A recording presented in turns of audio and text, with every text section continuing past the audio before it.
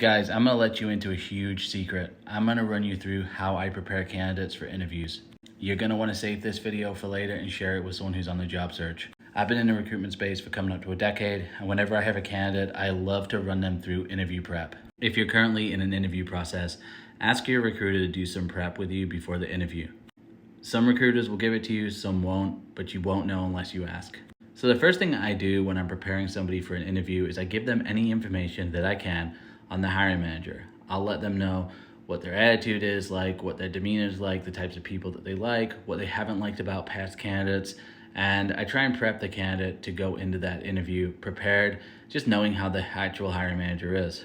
The next thing that I do is I give them some information on the history of the company, how long the company's been around for, what market they're in, who some of their big competitors are, and any major news that might be going into the company that will affect their job. Then we start getting into job specific type things.